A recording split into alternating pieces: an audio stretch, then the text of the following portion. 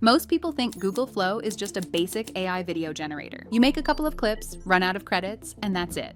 But everything you just watched, the character, the jungle, the T-Rex, was made entirely inside Google Flow for free. Hi, my name is Mira, and I do AI animation for a living. In this video, I'm showing you exactly how to use Google Flow to make cinematic clips for free. Flow has changed a lot in 2026. Whisk and ImageFX are now built in. There's a new any-to-video model, AI tools, and even music generation. Most tutorials are outdated, so in this guide, we'll cover everything Flow can do right now, what you get for free, and which paid plan is actually worth it. All the links are in the description. So before we get into anything, let me just quickly clear this up, because Flow is not the same tool it was last year. And if you're going in thinking it's just a video generator, you're going to miss half of what it can actually do. Google basically took Whisk and ImageFX and folded them straight into Flow. So now, instead of jumping between 3 different tools, everything, images, video, editing, music, agents, all of it lives in one place. The way I think about it is like this. Veo 3.1 is your video model, Nano Banana 2 is your image model, Gemini Omni handles the new conversational editing side of things, and Flow Music generates full tracks from a single prompt. We'll get into each one as we go. Okay, so this is the part everyone actually wants to know. Let me just break this down properly, because most videos just say you get some free credits and move on, and that doesn't really tell you anything useful. So, images first. Nano Banana 2 is the default image model, and it costs 0 credits. You can generate images all day on the free plan, and it won't touch anything. That alone is honestly worth opening Flow for. Video is where it gets limited. You get 50 Flow credits a day. They refresh daily, and they don't roll over. You also get a one-time 100 credit welcome bonus when you first sign up. And here's what that actually means. Veo 3.1 Lite is 10 credits, so about 5 short clips a day. Veo 3.1 Fast is 20 credits, so about 2 a day. And Veo 3.1 Quality is 100 credits, which means you can't even make one full quality video on the daily free plan. The welcome bonus gets you exactly 1. So Free Flow gives you unlimited images, but only a couple of videos a day, and none of the high quality ones. Now here's the part I mentioned at the start. Google put Veo 3.1 inside Google Vids, and every personal Google account gets 10 free Veo 3.1 generations a month there. No card, no subscription. So the move is this. Use Flow for images and quick tests, and when you want a proper Veo 3.1 clip for free, go make it in Google Vids. I'll show you the exact click path, so it's not just talk. Now, Flow is a great free starting point and the models are good. But if you want the best models and everything in one place, I'd recommend Higgsfield. If you're just experimenting, Flow is fine. But if you're serious about creating high quality content, use Higgsfield. The link is in the description. Now let's keep moving. So before we get into the tools, let me just quickly talk about the models, because this is where people usually waste credits without really needing to. Veo 3.1 has 3 versions. Lite is the cheapest one, so use that when you just want to test an idea or see if a prompt is even working. Fast is the one to use most of the time. It gives you a nice balance between quality and credits. And quality is the big one, so save that for the final shot, the one that actually matters in the video. Then there's Gemini Omni Flash, and this one is a little different. It's not really for generating new stuff from scratch, it's more for editing existing footage by just telling it what to change. We'll get to that later. But the simple rule is easy. Use Lite for drafts, Fast for normal work, and quality only when you really need that final polished shot. Most people just go straight to quality for everything, and that's usually where the credits disappear fast. All right, now let's get into the actual tools and see each one working. We're going to build a whole prehistoric short film as we go, so you can see how everything connects. Start with image generation. The first thing you should do in any Flow project is lock in your character image, and this is how you do it. For scene 1, I write a prompt for a time traveler. A male in his early 30s with a rugged face, short, messy dark hair, light stubble, a dark utility jacket, and a backpack, standing in a dense prehistoric rainforest. Include his expression, the god rays shining through the canopy, and camera details such as an Arri Alexa 35, a 50mm lens, photorealistic quality, and 8K resolution. Then paste the prompt into the prompt box, switch the generation mode to image, set the aspect ratio to 16:9, and hit generate. Here's the result. The light rays look great, the jungle has strong depth, and the character is established from the very first frame. This becomes your reference image for everything that follows. Then for scene 2, use that first image as the reference and change the scene completely. This time, I write a prompt for a front-facing action shot. The same time traveler sprinting toward the camera through a muddy jungle trail, with a T-Rex charging behind him, jaws open, crushing through the forest. Keep it wide with a 24mm lens so it feels fast and panicked, with debris flying and sunlight breaking through the trees. I upload the reference image, paste the prompt, and generate. Here's the result. The character stays consistent from scene 1, the T-Rex feels huge, and the motion blur gives it that real action look. This is exactly what you want from character consistent image generation. For scene 3, I keep the same reference image and change the mood again.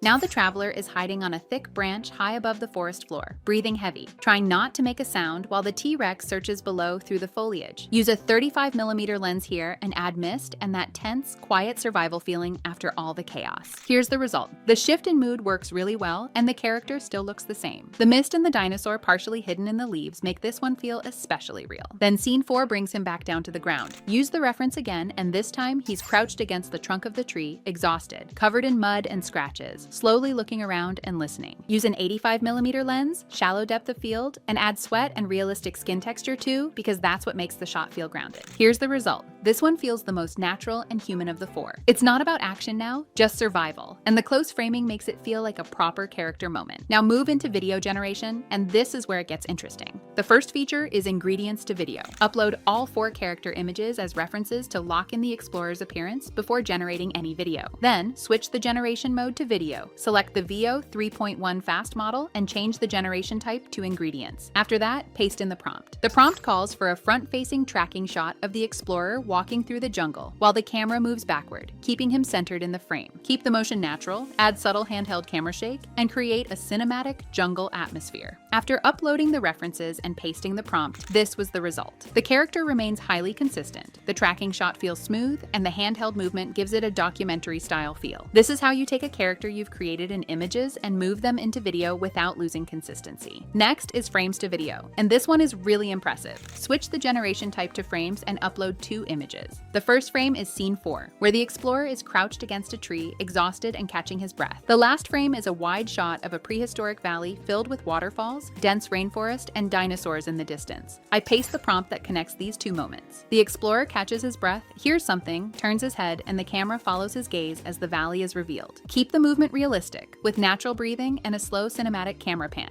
Here's the result. This one feels like a real film scene. The transition from the tight survival shot to the wide valley reveal works really well, and Flow handles the motion between the 2 frames in a surprisingly natural way. Then, if you want to extend one of the videos you generated earlier, open the video and click the plus icon. This brings up a prompt box at the bottom. For this example, I use the jungle walking clip, then I use a prompt that continues the action from where the first clip ends. The explorer notices something on the ground, slows down, kneels, brushes away dirt and leaves, and discovers a small gold nugget buried in the mud. He picks it up, turns it in his fingers, and studies it while the camera naturally follows the movement. Here's the result. This is where Extend really shines. The original clip ends with the explorer walking, and this creates a natural continuation without having to start over. The hand movements feel realistic, and the discovery moment comes through clearly. Then I test the insert feature. I use the extended clip and make a simple object change. In the prompt box below, ask Flow to change the gold nugget into a diamond. The original scene stays the same. The explorer stops, kneels, brushes away the dirt, and discovers the object in the mud. The difference is that Flow edits the existing video by replacing the gold nugget with a diamond, while matching the lighting, shadows, and environment. Here's the result. The diamond blends naturally into the scene, and the lighting match is what stands out. It feels like it was always there. A lot of older tutorials still say that insert is coming soon, but it's already live, and this is exactly what it can do. Then I try the remove feature. Here, I take the T-Rex charging shot and just ask it to remove the dinosaur from the video. Nothing fancy, no masking, no extra instructions. Here's the result. Flow rebuilds the jungle behind where the dinosaur was, and the cleanup is actually really good. It sounds simple, but when you need it, it's a huge time saver. Then there's Scene Builder, which is where you put all your clips together into one finished sequence. After generating your individual shots, arrange them in order. Trim any parts you don't need and preview everything as a single scene. Once you're happy with the sequence, export the final video directly from there. You can add any clip to a scene by hovering over it in your project and clicking Add to Scene. This makes it easy to organize your shots and build your final video without leaving Flow. This is the part where you can give Flow a proper brief and let it help with the creative process. Instead of doing everything manually, it can brainstorm ideas, generate variations, and keep the entire workflow organized in one place. You provide the direction, and Flow handles much of the heavy lifting. For example, I ask it to create 7 images of the same character as a king, showing different moments from his daily life, all in medium shots. Then, upload the character image and click generate. The important thing here is consistency. The character needs to remain accurate across every image, and Flow handled that really well. It generated a complete set of variations while keeping the character consistent, without you having to create each image manually. Then there's Gemini Omni. This is the video side of it, and this is where it gets really useful. I take an existing clip of a character reading a manuscript and just tell it to change the sheet the character was reading into a rock tablet, while keeping the character consistent. So instead of rebuilding the whole scene, it just edits that one part and keeps everything else the same. That's what makes it feel different from normal video generation. So this is the part almost nobody covers. Flow also lets you build your own tools, which is actually pretty crazy when you think about it. So instead of only using the things Google gives you, you can describe the kind of tool you want, and Flow can help put it together for you.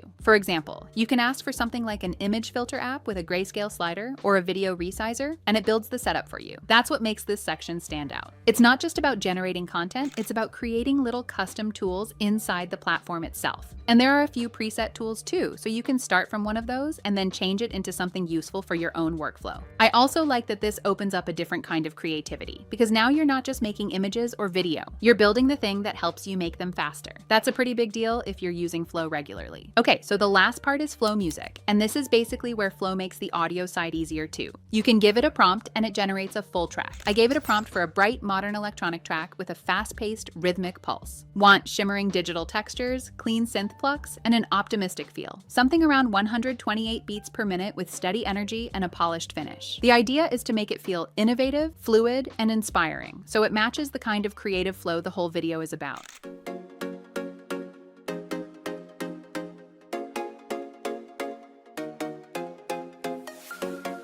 And the result actually fits really well. It gives you a clean electronic track with a nice rhythm to it, and it feels like something you could easily use in a tutorial or a cinematic edit. That's the good thing about it. You're not just getting random background music, you're actually shaping the vibe with the prompt itself. Pricing comes last, because now that you've seen what Flow can do, you can decide if it's worth it. The free plan gives you 50 credits per day, unlimited images, and a few video generations. AI Plus costs $7.99 per month and includes 200 credits. AI Pro is $19.99 per month with 1,000 credits, making it the best option for most creators. AI Ultra costs $100 per month for 10,000 credits, and there's also a $200 per month tier with 25,000 credits for heavy users. One thing to keep in mind is that credits don't roll over, so any unused credits are lost. The simple takeaway: free is great for testing, Plus is for light use, Pro is the best value for most creators, and Ultra and the 25,000 credit tier are for high volume production. And that's pretty much everything Flow can do right now. It's a really solid place to start if you want to test ideas, make images, and generate a few clips for free. And if you just want to explore, the free plan is honestly enough to get going. But if you want the best models, better control, and everything in one place, that's where Higgsfield comes in. That's the platform I'd personally check out if you're serious about making cinematic AI content without bouncing between different tools. The free prompt pack and all the links are in the description, so you can try the same workflow yourself. And yeah, that's it from this one. I'll see you in the next one.